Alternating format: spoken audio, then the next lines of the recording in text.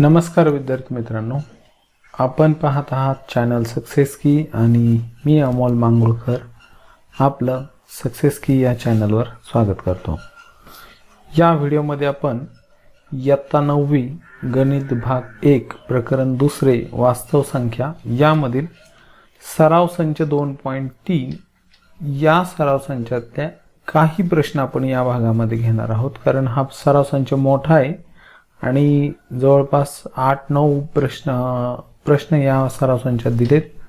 त्यापैकी आपण सुरुवातीचे काही प्रश्न घेऊ, परंतु या ठिकाणी आपण प्रत्येक प्रश्नामध्ये जेवढे काही उपप्रश्न दिलेले असतात ते सर्व उपप्रश्न आपण या ठिकाणी घेत असतो। म्हणजे आपण चॅनलवर जे काही व्हिडिओ अपलोड करतो त्या सर्व व्हिडिओमध्ये त्या सराव संचामधील त्यातील संकल्पना जसं आपण वर्गामध्ये शिकवतो त्याच पद्धतीने इथं मी व्हिडिओ बनवत असतो। फक्त व्हिडिओची ही मालिका आहे, सर्व व्हिडिओ एकानंतर एक अपलोड केलेले असतात, ती सर्वांनी कृपया पाहत राहावे।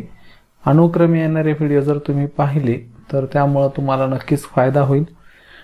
जर ते व्हिडिओ तुम्हाला शोधता येत नसतील तर हा व्हिडिओ जर तुम्ही शेवटपर्यंत बघितला तर तुम्हाला शेवटी व्हिडिओची लिंक तुम्हाला मिळेल किंवा इथं आय बटन दिलेलं असतं वरती, या ठिकाणी सुद्धा तुम्हाला व्हिडिओचे लिंक पाहायला मिळतील। तर आपण सुरुवात करूया पहिल्या प्रश्नापासून। पुढील करणींचा कोटी सांगा। तर या आधीच्या व्हिडिओमध्ये आपण करणीचा सविस्तर अभ्यास केलेला आहे। करणी म्हणजे काय, करणी कशी ओळखायची, तर आता या ठिकाणी करणीचा कोटी म्हणजेच काय, हे जे चिन्ह आहे या चिन्हाला आपण करणी चिन्ह असं म्हणतो। आणि या चिन्हाच्या इथं जी संख्या लिहिलेली असते, जसं की उदाहरणार्थ समजा या तिसऱ्या उपप्रश्नामध्ये इथं 4 दिलेत, म्हणजे तिसऱ्या उपप्रश्नासाठी करणीचा कोटी 4 होईल। तर मग या पद्धतीने आपल्याला करणीचा कोटी ओळखायचा असतो। तर पहिल्या उपप्रश्नासाठी करणीचा कोटी आहे इथं घनमुळात 7, तर या ठिकाणी करणीचा कोटी 3 आहे। करणीचा कोटी 3 आहे। मग या ठिकाणी कोटी म्हणून येणारी जी संख्या आहे ही आपल्याला नैसर्गिक संख्या, 1 पेक्षा मोठी असणारी नैसर्गिक संख्या हवी असते। ज्यावेळेस इथं संख्या दिली नसेल तर अशा वेळी 2 आहे असं आपण गृहीत धरतो। इथं पहा दुसऱ्या उदाहरणासाठी किंवा दुसरा जो उपप्रश्न दिला इथं 5 करणीत 12, तर ही मिश्र करणी आहे। यामध्ये एक अवयव परिमेय असून दुसरा अवयव अपरिमेय आहे। तर या ठिकाणी करणीचा कोटी दिलेला नाहीये, म्हणजेच 2 आहे। करणीचा कोटी 2 आहे। तिसऱ्या उदाहरणामध्ये चौथ्या मुळात 10 किंवा 10चे चौथे मूळ असं आपण याला वाचतो। तर इथं करणीचा कोटी 4 आहे।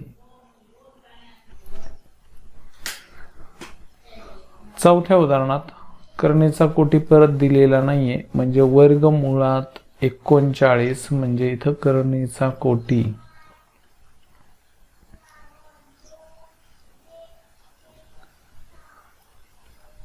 दिला नाही, म्हणजे 2 आहे। आणि शेवटच्या 5व्या उपप्रश्नामध्ये घनमुळात 18, तर करणीचा कोटी 3 आहे।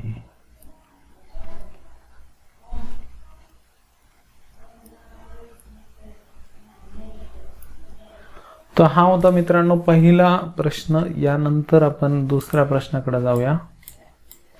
दुसरा उपप्रश्न जो दिलेला आहे आपल्याला, पुढील पैकी कोणत्या संख्या करणी संख्या आहेत।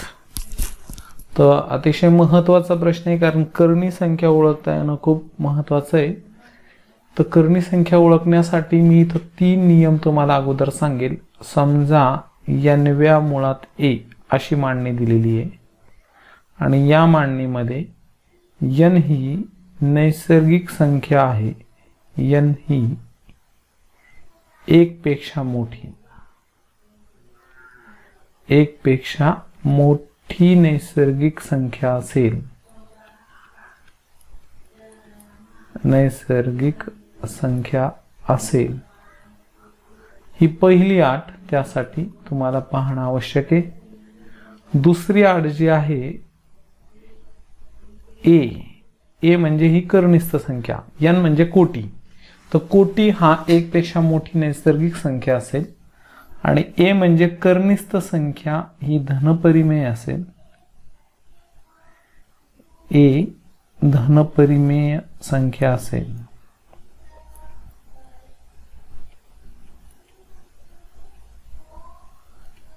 आणि तिसरी जी अट आहे ती आहे n व्या मुळात a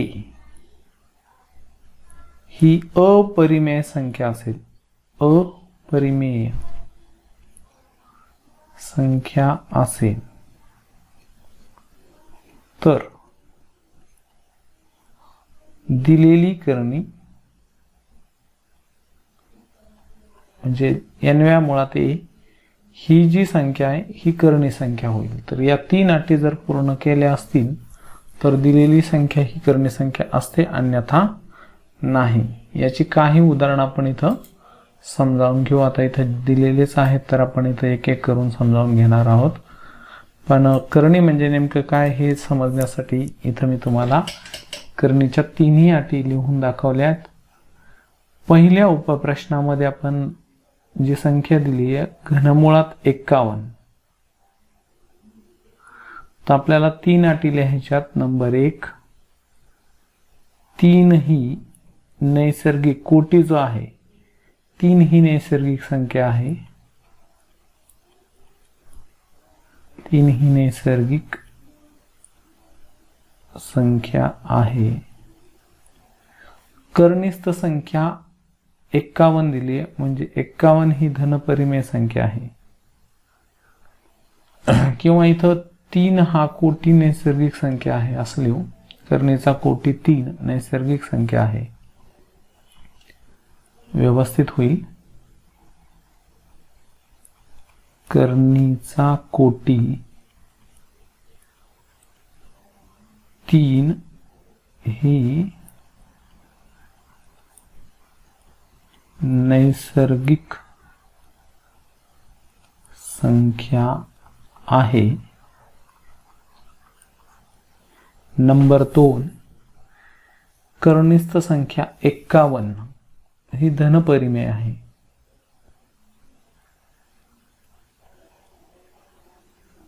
कर्निस्थ संख्या 51 ही धनपरिमेय संख्या आहे.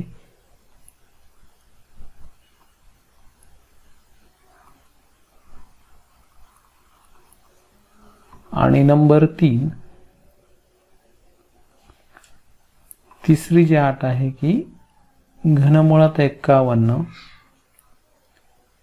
ही अपरिमेय संख्या आहे. म्हणजे 51चं घनमूळ निघत नाही, ही अपरिमेय संख्या आहे.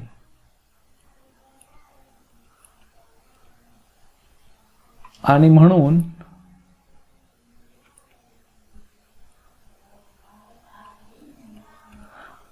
या 3 अटी या संख्येनं पूर्ण केल्यात म्हणून घनमुळात 51 ही करणी संख्या आहे.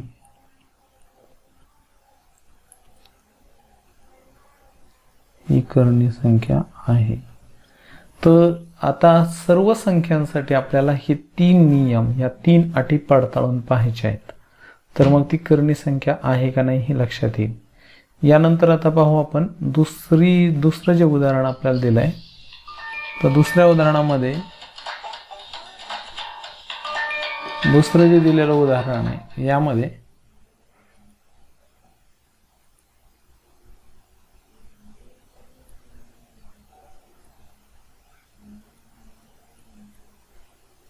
चौथ्या मुळात 16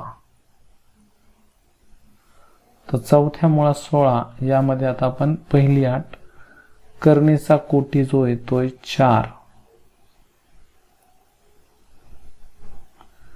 करणीचा कोटी 4 हा काय आहे, नैसर्गिक संख्या आहे. नंबर 2, करणीस्थ संख्या 16 ही धनपरिमेय संख्या आहे. करणीस्थ संख्या जी आहे इथे लिहू आपण 16 ही धनपरिमेय संख्या आहे, म्हणजे 2 अटी पूर्ण होत आहे. तिसरी 8, पण चौथ्या मुळामध्ये 16 ही अपरिमेय संख्या नाही. अपरिमेय संख्या नाही. हे कसं लक्षात येईल आपल्या, आहे का नाही, तर त्यासाठी पहा इथं चौथ्या मुळात 16 म्हणजे 2 या संख्येचं चौथा घात जर केला 2 गुणिले 2 4 होईल, गुणिले 2 म्हणजे 8 आणि गुणिले 2 म्हणजे 16, म्हणजे 16 ही 2चा चौथा घात आहे. आणि करणीच्या नियमानुसार चौथ्या मुळात 2चा चौथा घात ही मांडणी म्हणजे 2 असेल. म्हणजे इथं करणीचा कोटी आणि करणीस्थ संख्येचा घात समान असल्यानंतर ही करणी चिन्ह आणि घात निघून जाईल आणि उत्तर करणीस्थ संख्या असेल. मग 2 ही अपरिमेय संख्या नाहीये आणि म्हणून दिलेली जी करणी संख्या आहे, म्हणजे दिलेली संख्या ही करणी संख्या नाही असं लिहिता येईल. म्हणून इथे लिहू, या ठिकाणी चौथ्या मुळात 16 ही करणी संख्या नाही. त्यानंतर आता प्रश्न तिसरा, यामध्ये आपण पाहूया. तिसऱ्या प्रश्नामध्ये 5व्या मुळात 51.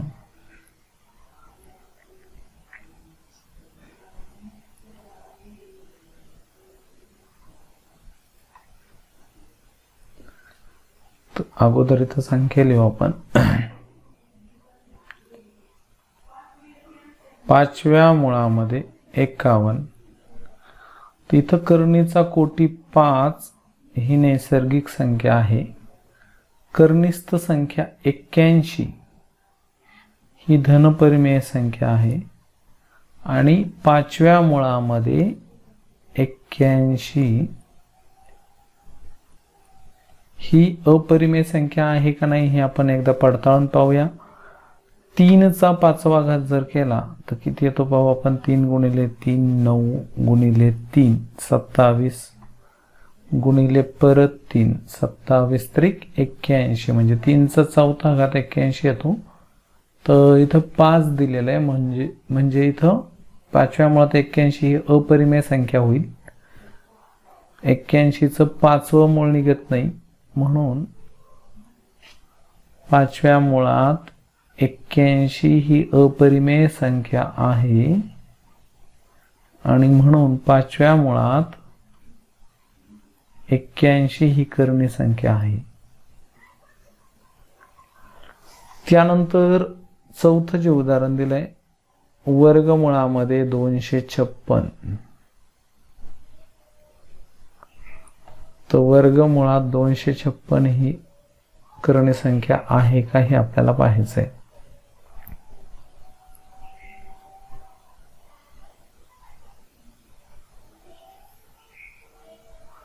256 आहे.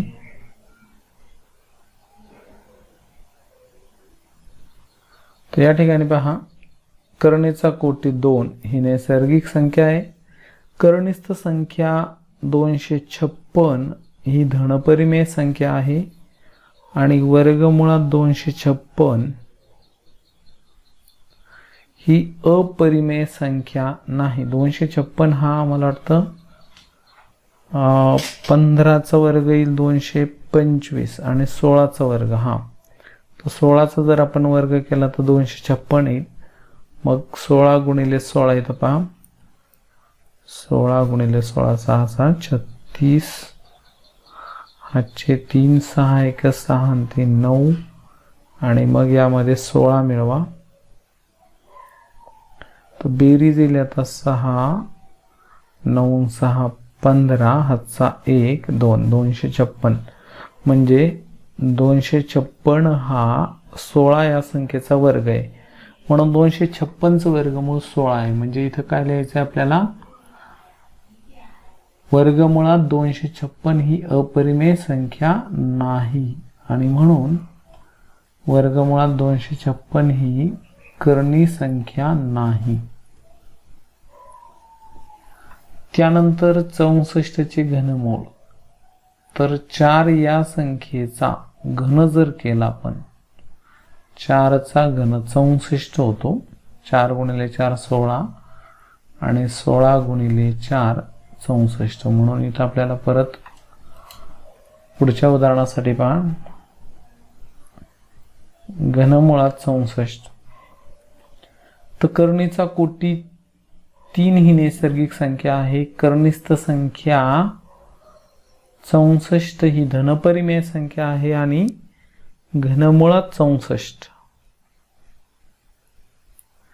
ही अपरिमेय संख्या नाही. कारण 4 गुणिले 4 16 आणि 16 गुणिले 4 64.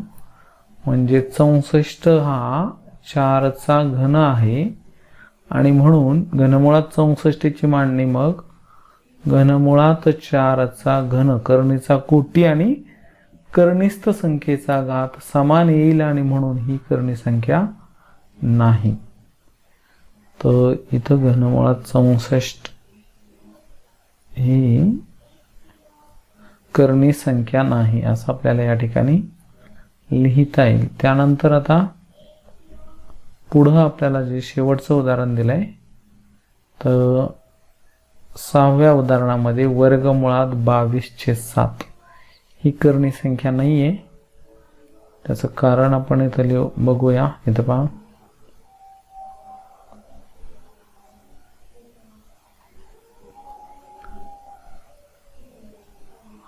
वर्गमुळात 22/7. तर कर्णीचा कोटी 2 ही नैसर्गिक संख्या आहे. कर्णिस्थ संख्या 22/7 ही धनपरिमेय संख्या आहे.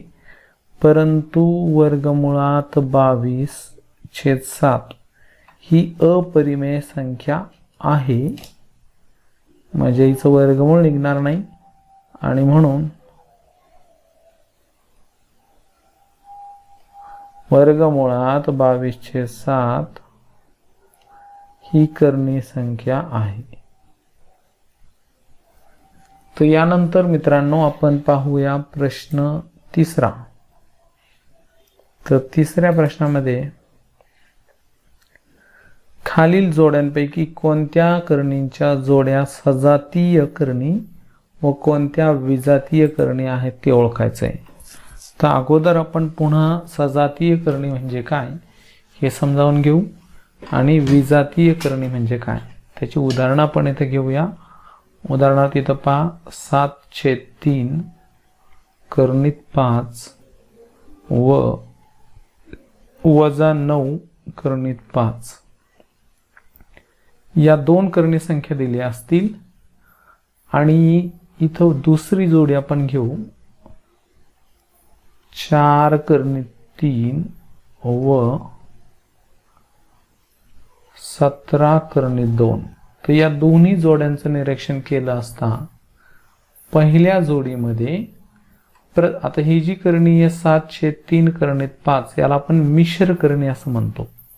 ही काय मिश्र कर्णी, कारण या कर्णीचे 2 अवयव आपल्याला इथं दिसत आहेत. पहिला अवयव परिमेय संख्या आहे, दुसरा अवयव अपरिमेय संख्या आहे. मग जर दिलेल्या दोन्ही कर्णींचा किंवा दोन्ही मिश्र कर्णींचा दुसरा अपरिमेय अवयव जर समान असेल, सारखा असेल, तर त्या कर्णींना आपण सजातीय कर्णी असे म्हणतो. आणि जर दिलेल्या 2 कर्णींचा दुसरा अवयव अपरिमेय संख्या भिन्न असतील तर त्यांना आपण विजातीय कर्णी म्हणतो. तर यावरून आपल्याला ठरवायचंय, परंतु त्यासाठी आता आपल्याला कर्णीचं सोपं रूप सुद्धा इथं आपल्याला द्यावं लागणार आहे आणि नंतर आपण ठरवू शकतो. तर या ठिकाणी पहा, कर्णित 52 आणि 5 कर्णित 13 यामध्ये आता इथं आपल्याला ही शुद्ध करणी दिलेली आहे, तर इथं आपल्याला याला कर्णित 52 या संख्येला मिश्र करणीमध्ये रूपांतरित करावं लागेल, म्हणजे करणीचं सोपं रूप आपल्याला इथं काढायचंय. मग करणीचं सोपं रूप काढताना करणीस्थ संख्येचे अवयव आपल्याला पाडावे लागतील. मग अशा 2 संख्या शोधायच्या आहेत की ज्यांचा गुणाकार 52 येतो. मग इथं 4 गुणिले 13 या 2 संख्या आहे की ज्यांचा गुणाकार 52 येत आहे. मग यामध्ये 4 या संख्येचं वर्गमूळ 2 आहे, त्याला आपण असंही लिहू शकतो कर्णित 4 गुणिले कर्णित 13. मग 4चं वर्गमूळ आहे 2, कर्णित 13 पुढे जशाला तसं आपण ठेवलेलं आहे. तर पहिली जी करणी आहे कर्णित 52, हिचं सोपं रूप आपल्याला मिळालंय 2 कर्णित 13, व दुसरी जी करणी आहे 5 कर्णित 13. मग या 2 करणी संख्यांमध्ये कर्णित 13 हा अपरिमेय अवयव समान आहे, आणि म्हणून या दोन्ही कर्णित 52 व 5 कर्णित 13 या सजातीय करणी आहेत.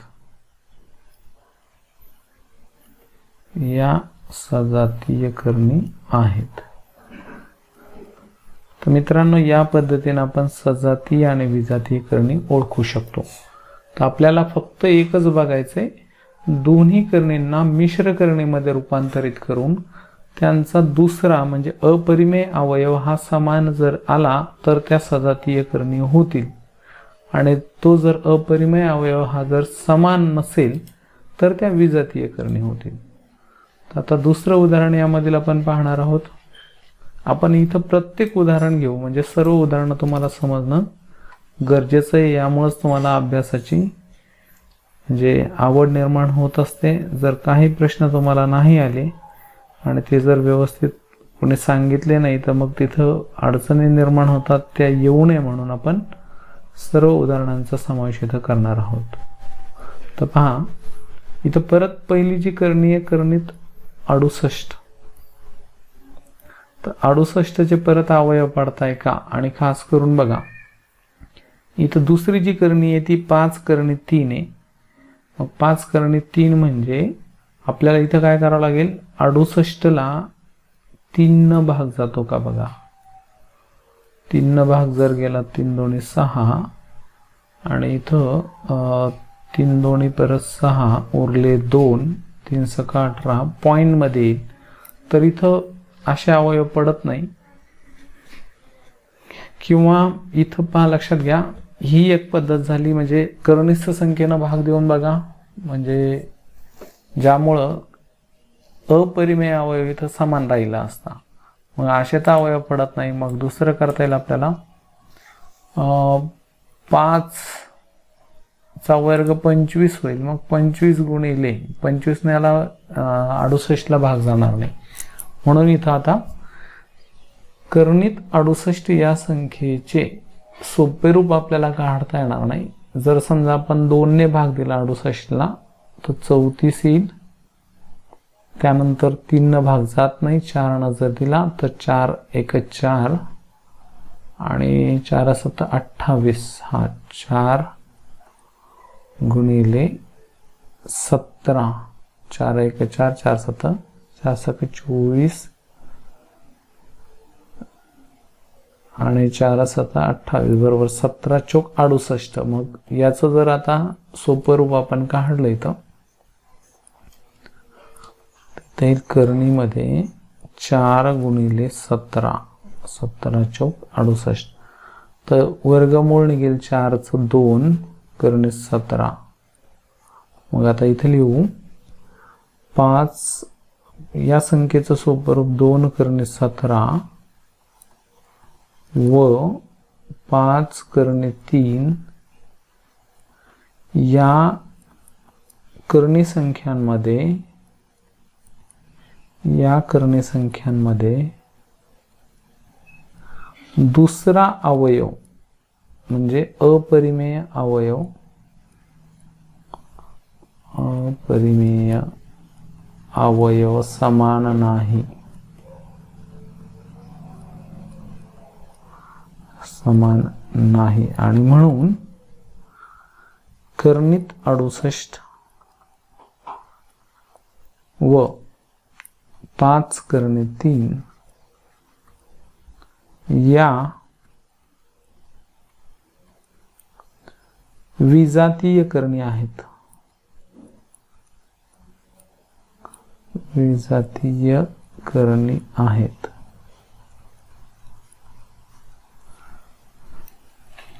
त्यानंतर पुढचं उदाहरण आपण या ठिकाणी समजून घेऊ. तिसऱ्या उदाहरणामध्ये 4 करणीत 18 व 7 करणीत 2. बघा,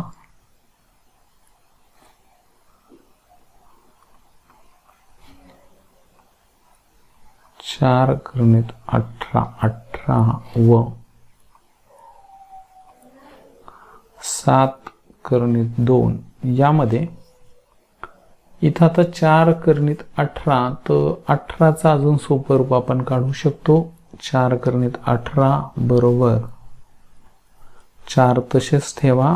18चे अवयव 9 गुणिले 2, मग आपल्याला 9चं वर्गमूळ घेता येईल 3. म्हणून 9 करणीत न राहता ते करणीच्या बाहेर 3 लिहायचे आणि हे करणीत 2 जशाला तसे. मग 4 गुणिले 3 म्हणजे 12 करणीत 2. म्हणजे पहा, 4 करणीत 18 याची सममूल्य किंमत जी आहे ती 12 करणीत 2. मग आता दुसरी संख्या 7 करणीत 2 सोप्या रूपात दिली आहे, म्हणून इथे लिहायचं 12 करणीत 2 व 7 करणीत 2. म्हणजे 4 करणीत 18 म्हणजेच काय, 12 करणीत 2 व 7 करणीत 2 या करणी संख्यांमधील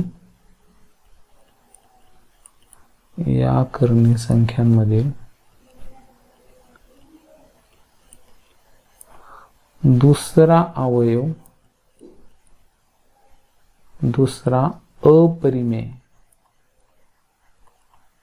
अवयव समान आहे.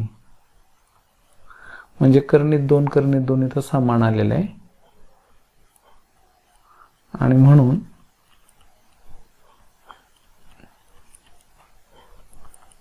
बारा करणीत 2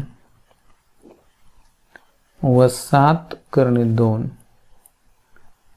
या सजातीय करणी आहेत.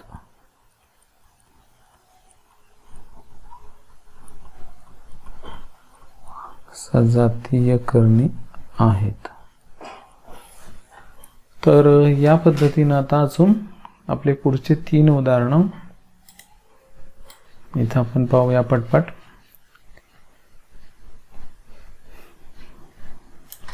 चौथ्या प्रश्नात आपल्याला जोडी दिली आहे 19 करणीत 12.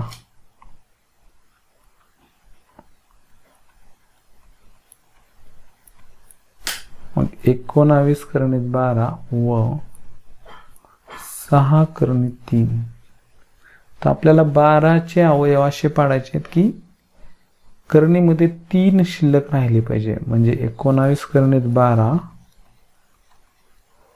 बरोबर 19 गुणिले करणीत चिन्हामध्ये 12चे अवयव आता 4 गुणिले 3 व 19 गुणिले 4चं वर्गमूळ इथं 2 येईल आणि 4 हे वर्गमुळातून बाहेर निघतील तर 2 लिहावं लागेल, कारण 4चं वर्गमूळ 2. करणीत 3 जशाला तसेच आपण ठेवले. 19 गुणिले 2 म्हणजे 38 करणीत 3. आणि दुसरी संख्या आता 6 करणीत 3 जी दिली आहे, मग त्यासाठी लिहू 19 करणीत 12 म्हणजे 38 करणीत 3 व 6 करणीत 3 या संख्यांमधील या करणी संख्यांचा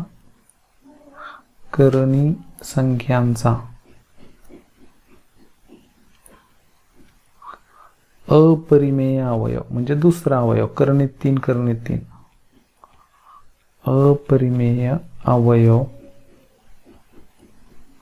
कर्णित 3 असा समान आहे.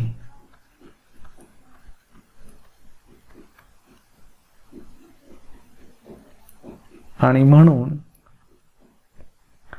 19 कर्णित 12 व 6 कर्णित 3 या सजातीय करणे आहेत. या सजातीय करणे आहेत. तर त्यानंतर आता 5वा आणि 6वा प्रश्न, यांना थोडं वेळ वाचवण्यासाठी ओरली, बाकी कसं लिहायचंय या स्टेप तर तुम्हाला या सगळ्या 4-5 उदाहरणावरून लक्षात आल्यात. आता शेवटचे 2 प्रश्न घेऊ, परंतु याला थोडंसं सोपं रूप देऊन समजावून घेऊ आपण. 5 कर्णित 22 व 7 कर्णित 33. तर इथं 22 या संख्येचे अवयव जे आहेत 2 गुणिले 11 असे पडू शकतात किंवा 1 गुणिले 22. म्हणजे याचा अर्थ 5 कर्णित 22 ही सोप्या रूपात दिलेली करणी आहे. तसंच 7 कर्णित 33 चे अवयव 1 गुणिले 33 किंवा 3 गुणिले 11 असे पडू शकतात. परंतु 2 गुणिले 11 म्हणजे 22 चे अवयव आणि 3 गुणिले 11 33 चे अवयव, या दोन्ही अवयवांमध्ये एकाही संख्येचं वर्गमूळ निघत नाही. आणि म्हणून या दोन्ही करण्या सोप्या रूपातच दिलेल्या, याच्यापेक्षा जास्त सोपं रूप याचं निघणार नाही. आणि म्हणून इथं आपल्याला याचं या करणी संख्यांमधील दुसरा अपरिमेय अवयव समान नाही, म्हणून या दोन्ही संख्या करणी संख्या नाहीत. त्यानंतर 6व्या उदाहरणामध्ये आता 5 कर्णित 5 व कर्णित 75. आता इथं 75 मध्ये पहिली संख्या सोप्या रूपात दिली आहे, दुसऱ्या संख्येचं सोपं रूप आपल्याला घ्यायचंय. 75 चे अवयव आपण जर घेतले तर कर्णित 25 गुणिले 5 आणि 25 चं वर्गमूळ 25 गुणिले 3 असं होईल. 25 3 75. तर 25 चं वर्गमूळ 5 आणि कर्णित 3 जशाला तसेच 25 वर्गमूळातून निघाले तर बाहेर 5 लिहावं लागेल. कर्णित 3 आहे तसेच ठेवले. मग आता पहिली संख्या 5 कर्णित 5 व दुसरी संख्या कर्णित 75 म्हणजेच काय 5 कर्णित 3. मग या दोन्ही संख्यांमध्ये पहिला अवयव परिमेय अवयव जो आहे 5 हा समान आहे, परंतु दुसरा अपरिमेय अवयव या ठिकाणी सुद्धा समान नाही. आपल्याला पहिला अवयव समान असला काय नसला काय याचा काही फरक पडत नाही. दुसरा अपरिमेय अवयव आपल्याला समान लागतो आणि तो जर समान नसेल तर दिलेली जी जोडी आहे ती सजातीय करणी होणार नाही. म्हणजेच या दोन्ही सुद्धा विजातीय करणी आहेत. यानंतर प्रश्न 4 आपण घेऊ आणि त्यानंतर आपण हा भाग थांबवणार आहोत, कारण सर्व प्रश्न एकाच भागामध्ये घेतल्यास प्रत्येक भाग आपला खूप मोठा होईल आणि म्हणून आपण सर्व अभ्यासांना 2 किंवा 3 भागांमध्ये समजावून घेत असतो. यानंतरचा भाग सुद्धा अवश्य पहा. हा झाल्यानंतर लगेच तोही अपलोड होणार आहे.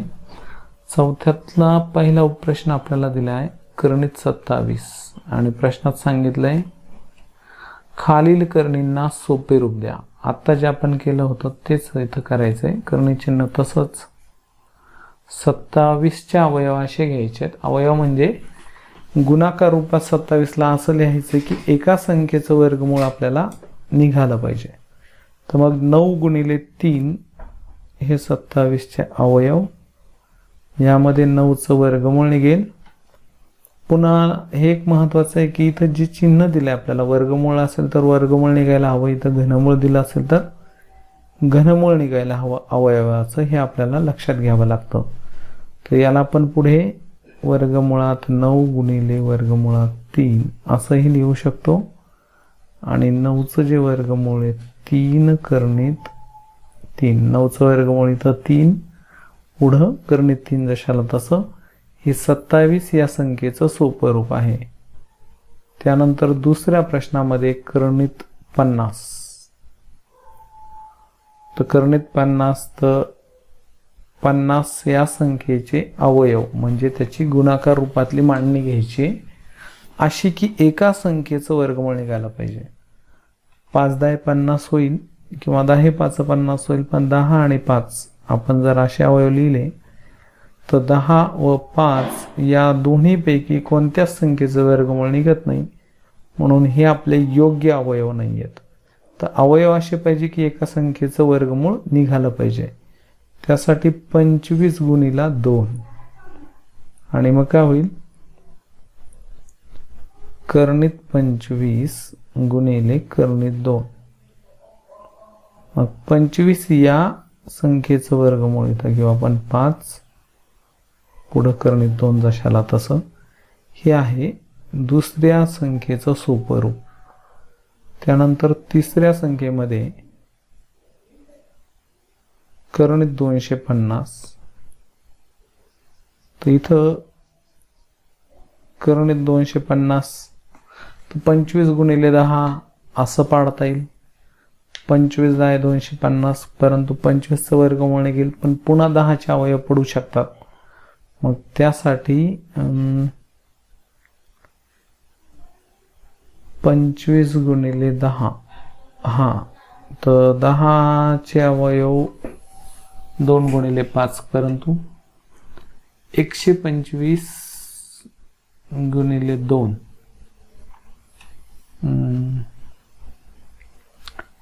250. 125 गुणिले 2 पण 125 हा जो आहे ना, नाही आपल्याला 125 गुणिले 2 पण 125 हा कशाचा वर्ग नाहीये, तो घन येईल 5चा. मग 125 गुणिले 2 जर घेतले 250 होत आहे, परंतु कोणत्याही संख्येचं वर्गमूळ निघणार नाही आणि म्हणून 25 गुणिले 10 हेच अवयव योग्य आहेत. मग इथं आपल्याला करणीत 25 गुणिले करणीत 10 आणि मग 25चं वर्गमूळ 5 करणीत 10 हे त्याचं सोपं रूप. त्यामध्ये चौथं उदाहरण करणीत 112. तर करणी चिन्हामध्ये 112चे अवयव तर मला वाटतं 64 60 2 120 64 गुणिले 2 नाही होत. या संख्येला 4 ने भाग जाईल. 4 2 8 आणि 4 8 32. तर 4 2 8 आणि 4 8 28 चोक 112. मग इथं अवयव निघतील आणि 7 चोक 28. तर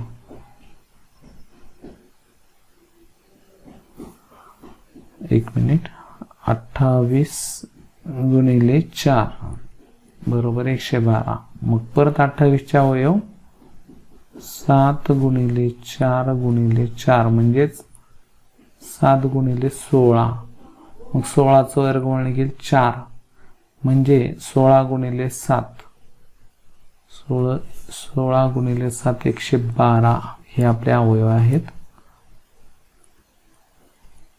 आणि मग बरोबर लिहायचे करणीत 16 गुणिले करणीत 7. तर 16चं वर्गमूळ इथं परत 4 करणीत 7 हे दिलेल्या संख्येचं सोपं रूप. आणि शेवटची संख्या करणीत 168. तर या संख्येला देखील 4 ने भाग जाईल. तर 4 ने भाग दिल्यास 4 1 4 4 7 28 म्हणजे पहा 4 चौक 16 168 ला आपण 4 ने भाग देऊ. 4 चौक 16 आणि 4 2 8 42. मग 7 सखन 42 6 7 42. हा ठीक आहे. तर 42 गुणिले 4 हे त्याचे अवयव असतील. यापेक्षा सोपे रूप त्याचं निघणार नाही. 42 गुणिले 4 किंवा 4 गुणिले 42. आणि मग 4 या संख्येला स्वतंत्र करणी घेऊ गुणिले करणीत 42. मग 4चं वर्गमूळ 2 करणीत 42. तर 42 या संख्येचे 21 नाही अवयव पडणार, म्हणजे यापेक्षा सोपं रूप त्याचं निघणार नाही. तर या पद्धतीनं इथं 4थ्या प्रश्नामध्ये आपण करणींचे सोपे रूप कसे असते हे या ठिकाणी समजावून घेतलंय.